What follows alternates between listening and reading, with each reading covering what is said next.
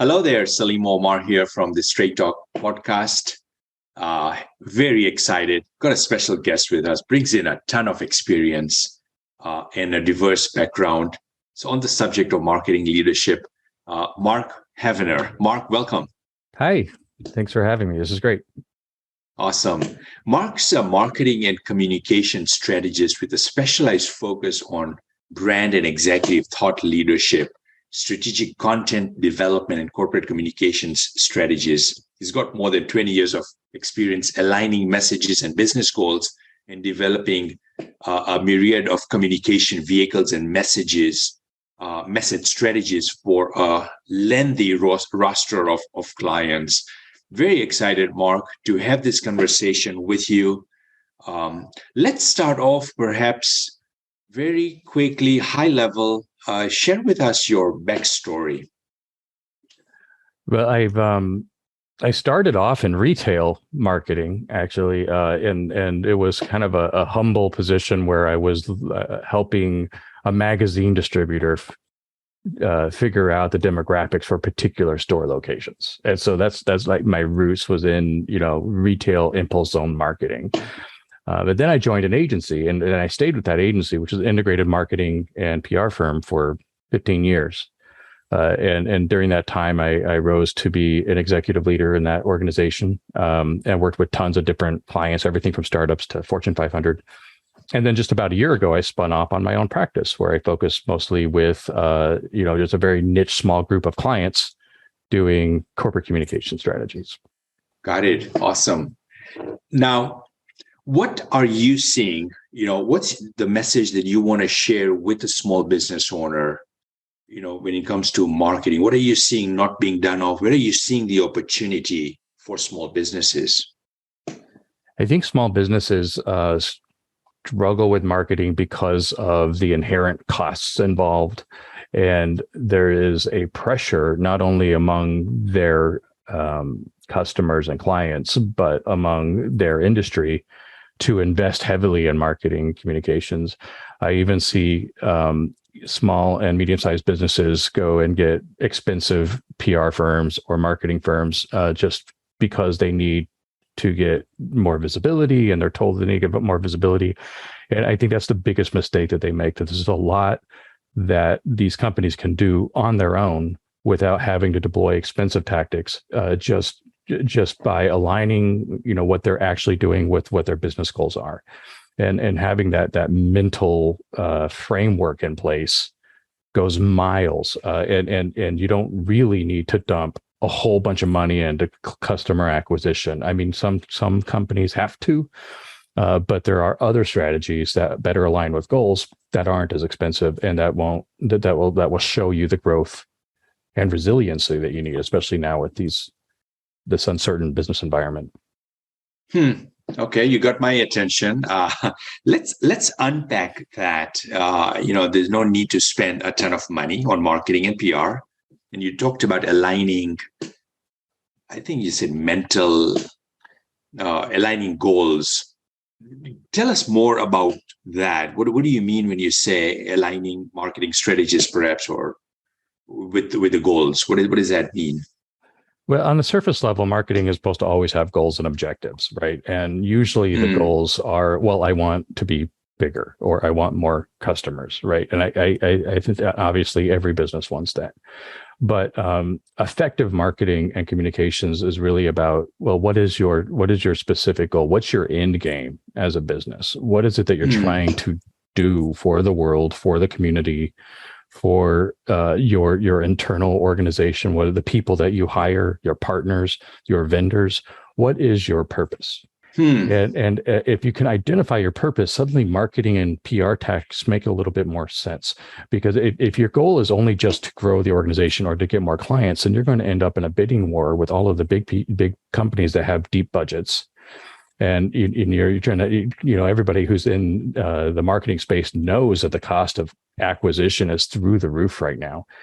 And so if you are trying to compete with competitors that actually have marketing budgets, then it's very, very difficult on your wallet. So the best strategy is to really think about your purpose. That's what I mean by goals. What is it that you're trying to accomplish? Because then you can reverse engineer your tactics to support that purpose. So let's say, for example, I have a favorite Peruvian restaurant that we always order out every Wednesday night, right? And they are on my radar, not because they spent a whole lot of money on Google ads, and not because they got, on, the morning show here in LA. They're on my radar because they have decided to make authentic Peruvian food on the west side of Los Angeles.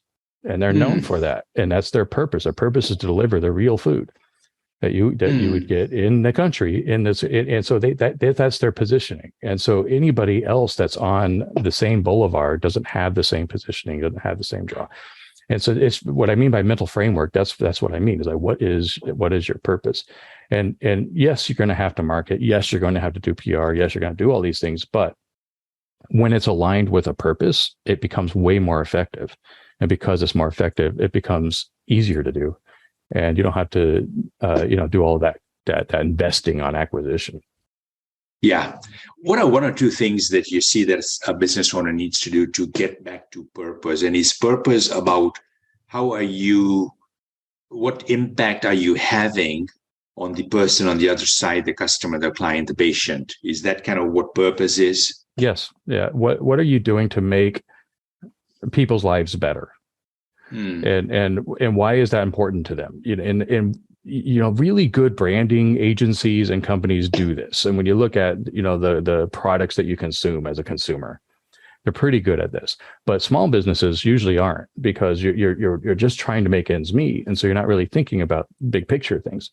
But if you are aligned around a purpose, like what is it that this customer wants? What is in their way of what they want? And how can I fix that?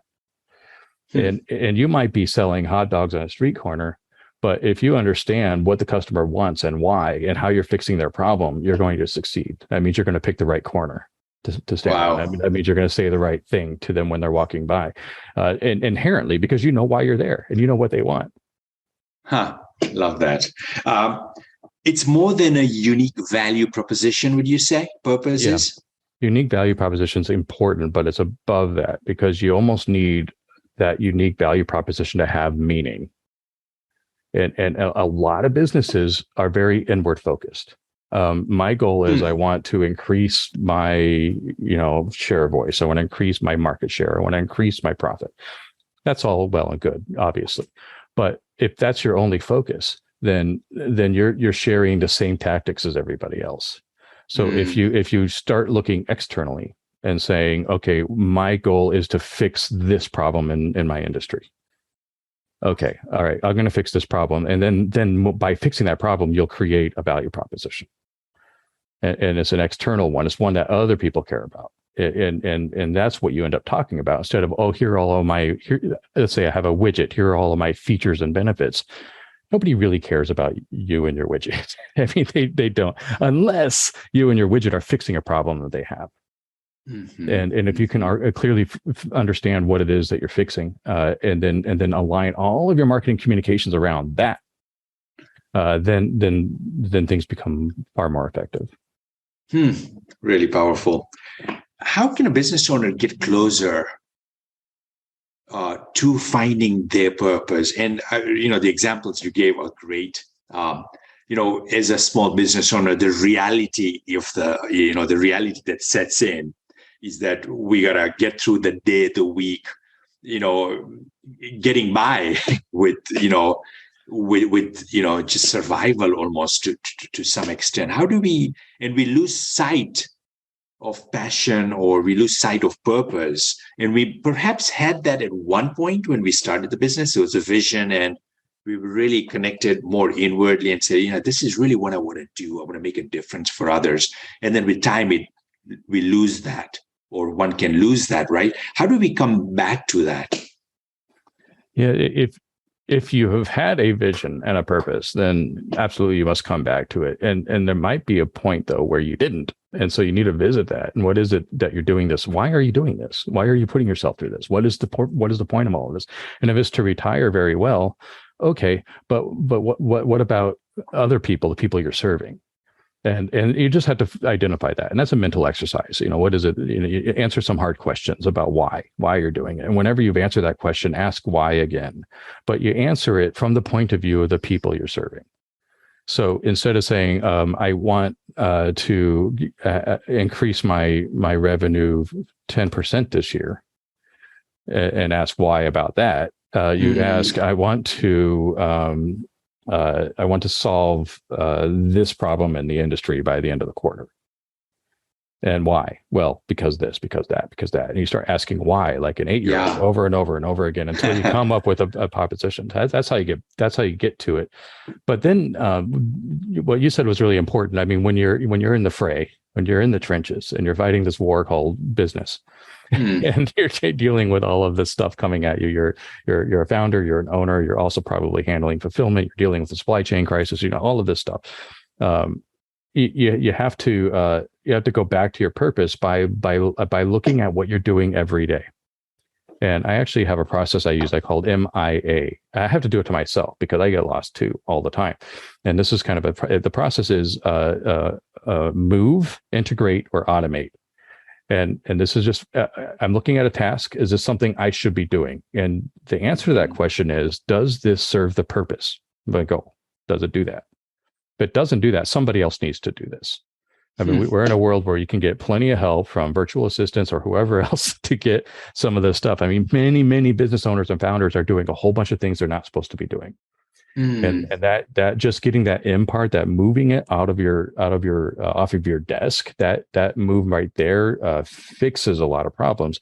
And you make that decision by saying, does this support my purpose, my goal? And if it does, then you find a way to I is integrate. Then you find a way to create a process to make that thing easier to do, so that you can repeat it and replicate it, and that somebody else can repeat it and replicate it. And it's kind of hard because you have to say at that point, it's like, I'm going to walk through every step of this thing that I'm doing, and I'm going to make it a system so that somebody else could own it down the road. And then the last one would be automate, which is that you put it into that system, so then it's doing it, working itself. But the more that you get off of your desk, then you become more focused on your customer. That's what I mean by looking externally. If you're focused on all of the work that's hitting you, you're focused internally. If you're in a restaurant and you're dealing with shift managers and you're trying to make sure that the I used to do thaw pull at Chili's, you had to truck would come in, bring in all the frozen stuff in, put it into the walk-in. If you're doing all of that stuff, you're not leading your business. Right. You've got to, is this supporting my goal to bring the best Peruvian food to Los Angeles? Well, not really. I should probably be working on things like menu design or, I don't know, whatever. But the MIA is just a one example of a mental exercise, just to bring you back to center and make sure that the stuff you're doing isn't misaligned. As stuff you're actually supposed to be doing. Yeah. Wow. There's so much you just shared there, and there's so much to unpack there in the next 5 minutes or so. This is really good. I mean, one of the things that was coming in my mind is the role and responsibilities of the CEO, the owner, and really for them to come back to that the 3 F's. I don't know if Michael Gerber, the E-Myth Revisited, read that many years back, and teamed up with Michael in different ways. The entrepreneurial hat, the managerial hat, and the technician's hat, right? And many times the business owner starts the business and they have the entrepreneurial hat, but it quickly comes off and they start wearing the managerial hat. And even that starts coming off, and it's like technician. They go back to being the technician, and then they lose sight of the stuff you're talking about, the purpose, outwardly focused on the client, serving the client. What are their wants and needs? That's absolutely right. That you become your own bottleneck if you are a manager. That's what managers do. That's not what founders do. If you're a manager, keep managing. I'm not talking to you. I'm talking to the founders or the owners or the visionaries. Those are the ones that they tend to be their own bottleneck because they're wearing the hats. They're wearing the wrong hats, or all of the hats. Right. Right. And it can get, it leads to burnout. I mean, playing the role of Mm-hmm. being the technician, getting the widget produced, providing that service day in, day out. It's a matter of burnout. You do it for 5, 10, 20 years, and then it's like, man, what am I up to? This has Yeah. become a job, the worst job, because I still have to make payroll for others and so forth. So, Right. it becomes a monster. We end up creating a monster. And it's so easy to get into it, and so we need to pull out of that. What are like one or two things, Mark, you'd say, pieces of advice for a business owner that's out there digging the ditches, producing the widget? How do they get out of it and start getting more into the purpose that you shared? One way is to trust your people more. I think that a lot of owners and founders are, their businesses, their baby, their family. They don't really want to hand the keys over to somebody. I even go through this. I have people helping me with my social media, for example. I have to give them the keys to the kingdom, and I need to be okay with that. And I need to be okay with their strategy, even though it's a different strategy than I would do. I need to be okay with, and I need to trust them. And if they completely break something and they completely screw up, I need to be okay with that too. And, there's always ways to repair and pick them up and teach. But, if you don't allow them the opportunity to mess up, and you think the risk of them messing up is too great, then they're never going to grow. And so you can never trust them, and it becomes a cycle. So I think trusting your people is key. We need a lot more of that. Actually, you said one or two, but I think if you did just that, then you would be able to do MIA very well, because you would know where to move things. If somebody falls down in your organization, you can pick them up. Just allow people to succeed and fail, because their failure isn't going to destroy your business, but you working yourself to the bone will. So Right. you need to be okay with a certain amount of failure in your organization. You need to be okay with people making decisions that you wouldn't make. And you need to be okay to give them the freedom to spend to a certain amount without even having to check with you, or to send out an email newsletter. Do you know how many CEOs read every word of a newsletter that goes out? Why are they doing that?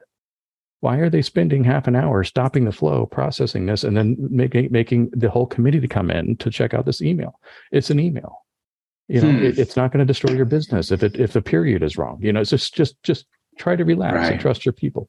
That's my biggest thing. Right. That's good. Now, how does this, this is good stuff. You talk about purpose and, like the stuff we've talked about, connecting with the purpose, connecting with the customer, the difference we're making. How does that relate to marketing or marketing messaging or marketing communication? Good question. Yeah, I think once you've defined your purpose and you understand why you exist, what you're trying to do for the world, the industry, the community, the people, then all of your marketing and communications and PR needs to align around that. And so if you've decided that, let's just take me as an example. I mean, I want to help business leaders with this very problem that we're talking about. And so if I'm out there talking about the best way to convert a sale in a marketing funnel, I'm off message. That's not my purpose. My purpose isn't to get you more customers. My purpose is to help you identify your reason for being, so that you can get out of your own way and let your organization make the change in the world that it needs to make. And so my communications, my marketing, everything needs to be aligned around that. A lot of companies will have many messages going that are on doing many different things, but they're not aligned to that single purpose. And if everything's firing on those cylinders, suddenly things become very clear to other people. And then you become a beacon. One of the things I like companies to work for, instead of chasing customers, instead of chasing media, instead of chasing partners, you should become bright enough in your purpose and vision that they come to you. Because what happens is people say, oh, that's how I think, I'm going to go there. And you're no longer selling. Instead, you're congregating, and you become more of a community. And that's, I think, the future of business. We have the sum total of human knowledge in our pockets. We have infinite choices as consumers, as partners, as whoever. And so we're going to naturally gravitate to people who share our vision, or who share our purpose, or who share our values. And so if you're not communicating that, then you're going to be invisible. What's an easy test for a business owner to see how they're showing up from a marketing standpoint, a messaging standpoint? Is it everywhere? or is it very aligned to the person reading it, watching it? I think there's a good test in just Googling yourself. If you don't like what you see, then you might be off message. We get in crisis communications, people going back to us saying, why is social media mad at me? Look at this review, right? This is a very common problem, right? Somebody just trashed me on social media. Well, if you're very confident with your purpose, that's probably not going to bother you. Because if they're trashing you on social media and you are doing what you are supposed to be doing in sync with your purpose and your values, then you can say, take a hike. I don't care. This is who I am. I'm not going to change who I am. Your opinion doesn't matter.